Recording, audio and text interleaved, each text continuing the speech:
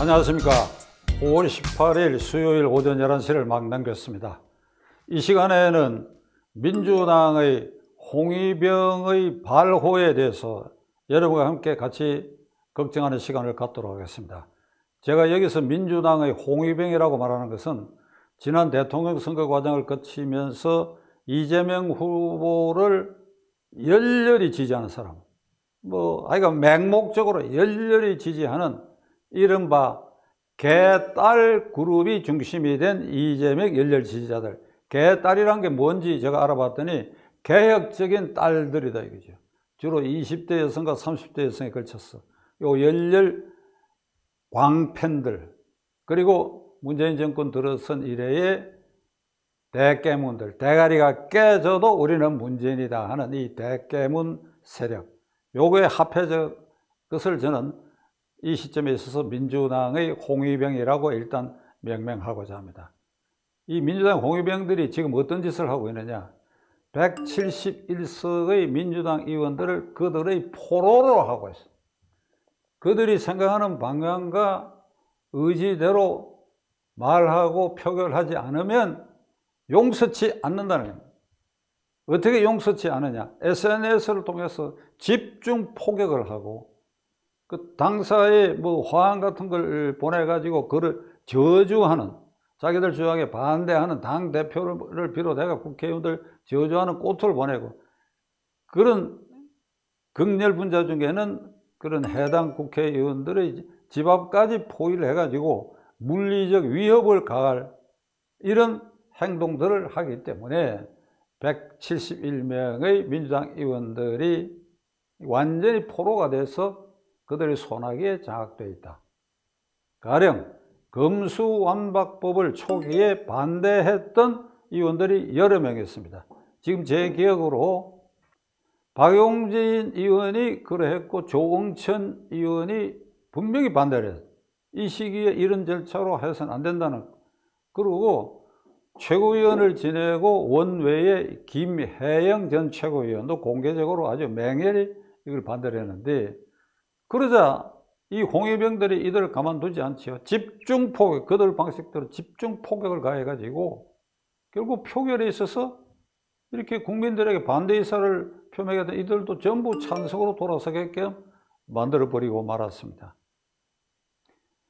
윤 대통령 취임하는 날 저녁 신라호텔에서 외국 사절과 국내 주요 인사들의 만찬이 있었는데, 그 자리에 참석했던 윤호중 비상대책 공동위원장이 원내대표를 지냈죠. 김건희 여사와 대화를 하는데 김건희 여사는 별로 웃는 표정이 아닌데 윤호중 대표가 손으로 입을 가리면서 활짝 웃는 모습의 한 컷의 사진이 보도가 되는데, 이게 홍위병들의 아주 집중 포화가 됐습니다. 무엇이 그렇게 즐거우냐, 꼴 좋다, 저쪽 편으로 가라 하는 온갖 욕설을 포함해가지고 그 비상대책위 공동위원장인데 아예 이를 그냥 퍼부어버리니까, 그 다음에 윤호중 씨가 어떤 행동을 취했느냐 하면, 국회에 어제 그저께 윤 대통령이 첫 시정연설을 하고 여야 의석을 통과하면서 이게 악수들을 직접 했는데, 이게 주먹치기 악수가 아니고 손바닥 악수를 했는데, 윤호중 대표 차례가 와서 악수를 하는데 윤호중 대표는 꼿꼿이 서가지고 성남 표정으로 손을 이렇게 내밀어요. 대통령이 고개를 좀 숙이고, 그러니까 대통령과 윤호중 사이에 우리가 일반적으로 생각하는 그 태도에 그런 변화가 있어. 성남 표정으로, 네가 대통령이냐 하는 이런 표정으로. 그래서 많은 평론가들이 이렇게 얘기했습니다. 이 홍위병들한테 신라호텔 만찬장에서 김건희 여사하고 한번 웃었다 하는 그것을, 그건 내가 잘못했다, 나는 이렇다, 대통령하게 이렇게 맞선다, 이런 포즈로, 이런 사진으로 이렇게 증명해내지 않으면 안 될 정도로 이 홍위병의 공격과 압력이 아주 드세다. 또 하나의 예는 박지현 27살 된 공동대책위원장 중에 한 사람이죠. 이 박완주 성폭력 사건이 터지고 나서 기자회견을 통해 가지고 변명의 여지가 없다. 이건 용서할 수 없다 하는 취지로 아주 강경하게 박완주 의원을 나무르고 동시에 우리 민주당이 이 일에 대해서 아주 철저한 대책을 세우고 응징을 하겠다. 이런 취지로 기자회견을 했는데 저도 그 기자회견에 공감을 했어요. 아, 역시 이 나이든 윤호중이나 이런 사람들에 비해서 여성이고 특히 그러니까 저렇게 말하는구나. 그런데 어랍쇼. 이게 그냥 박지원이 홍위병의 공격 대상이 됐어. 너는 국민의힘 당으로 가라. 박완주가 뭐를 잘못했다는 말이냐? 무슨 구체적으로 증거로 발견되고 발표된 게 있느냐? 이래 그냥 집중 포화를 두들겨 맞고는 다시 표변해가지고 그 다음 날인가 국힘당을 그냥 공격하기 시작했어. 이 얘기가 지나갔습니다만은 화제가 됐기 때문에 여러분에게 말씀드리는데 신라호텔 만찬장에서 김건희 여사와 윤호중 의원 사이에 윤호중 의원이 팡 하고 반대소한 그 장면, 그 대화록이 공개가 됐어요. 사후에 대화록이 뭔가 하면 김건희 여사가 이렇게 말한 것으로 알려져 있습니다. 윤 대표께서는 저의 시아버지, 윤 대통령의 부친 시아버지와 같은 박평준 씨의 무거울 중자 학렬이시라 이렇게 얘기를 했더니 그 얘기를 듣고 팡 웃음이 터진 것입니다. 그게 사실인 것으로 저는 알고 있습니다. 같은 박평준 씨의 윤 대통령보다 학렬이 하나 위에 있다. 그러니까 그런 얘기에 그렇게 웃을 수 있는 그 장면, 이것도 이 홍위병들은 용납치 않는다. 1966년에 모택동 주석의 명령으로 발생했던 이 홍위병 파동, 그러니까 준군사 조직으로 청년 단체들을 총집결해서 홍위병을 조직해가지고 수십만 명을 동원해가지고 난동을 몇 년간 부리면서 수천 명이 죽고 그 과정에서 국가주석을 지냈던 류사오치의 부부가 홍위병들이 폭행해 그걸 폭행치사 당하고 등소평도 저 지방으로 하방이 되고 등소평의 둘째 아들인가가 홍위병의 습격을 피하기 위해서 3층에서 뛰어내려가 척추를 다쳐서 평생 휠체어 신세를 졌는데 그 휠체어 탄 채로 한국을 한번 방문한 일도 있는 것을 저는 기억합니다. 이게 온 세상을 뒤흔들어 가지고 모택동의 권력을 유지하도록 한 그 홍위병 파동이 난데없이 대한민국에서 이런 홍위병 난동 사건을 지금 우리는 목격하고 있습니다. 시청자 여러분, 민주당의 이 홍위병들의 이런 도발, 망발, 이런 행위가 그들 당 내부만의 일로 그치면 뭐 그것으로 우리는 그냥 지켜볼 수밖에 없는 수도 있겠지만은, 그러나 이들의 이 도발 행위 때문에 171명의 현역 국회의원이 이들의 포로가 되어 가지고 이들이 정당한 국회의원으로서의 활동, 발언과 표결에 있어서 헌법에 규정되어 있는 헌법 46조 국회의원은 국가이익을 우선하여 양심에 따라 직무를 행한다. 국회의원의 자율권 행사를 포기하도록 강요하고 있다 하는 이 사실이 문제다. 그리고 정당법 8조, 헌법 8조 규정된 정당의 자율권, 정당의 조직 목적은 국민의 정치 이사를 수렴하는 필요한 조직이다. 근데 이 필요한 조직을 홍위병 조직화로 둔갑시키고 있다. 그래서 이들의 활동은 헌법의 정면으로 위배되고, 그렇게 하여 이 국회가 과반수가 훨씬 넘는 171석이 국회의원 본연의 임무를 책임을 다할 수 없는 상태라면 이 국회는 무용지물이고 헌법에 위반되는 국회로 현재 존재하고 있는 것이지요. 이게 마땅히 국회가 해산되어야 합니다. 그리고 마땅히 민주당도 해산되어야 됩니다. 헌법 8조 위반으로.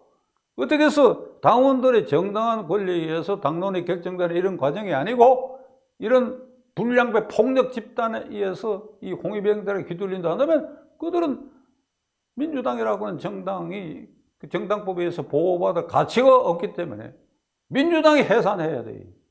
동시에 이 국회도 그런 민주당 소속 국회의원들이 다수를 점하고 있는 한 이 국회도 해산해야 돼요. 문제는 국회를 해산할 헌법적 절차가 없다는 것입니다. 정당 해산 절차가 있지요.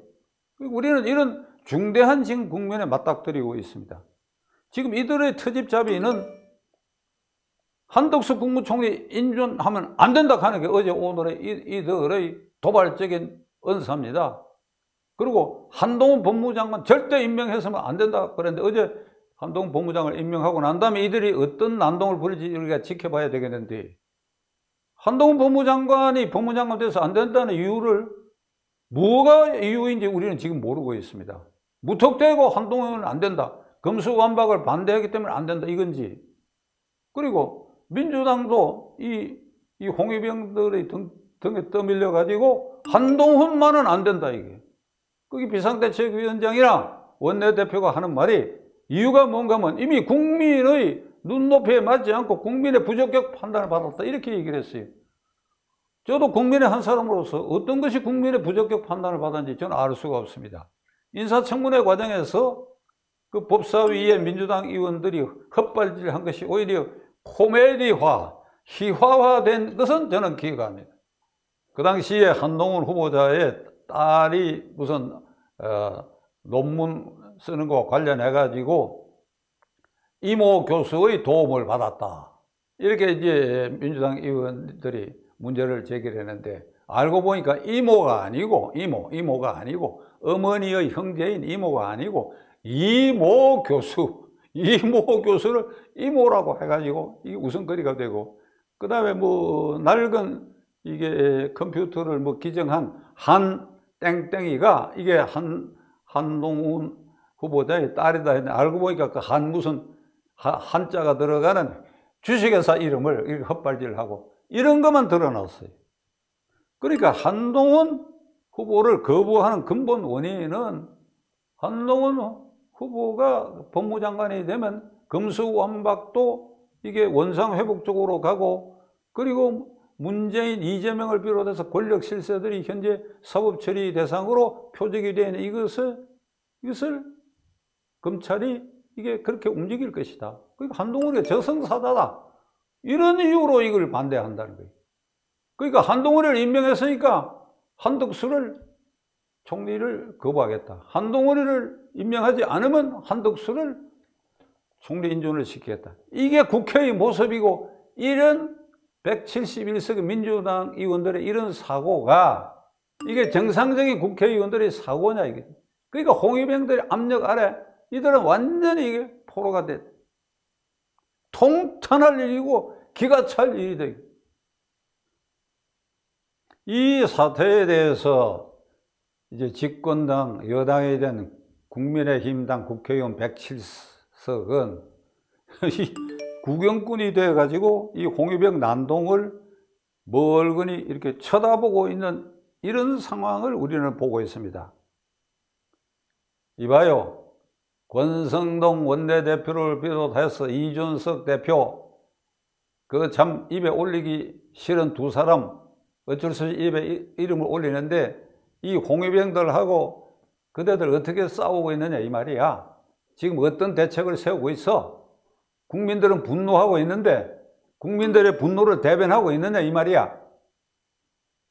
우리는 지금 이 홍위병 난동에 대해서 107석의 국민의힘당이 유효하게 최선을 다해서 막는 모습을 기대할 수가 없습니다.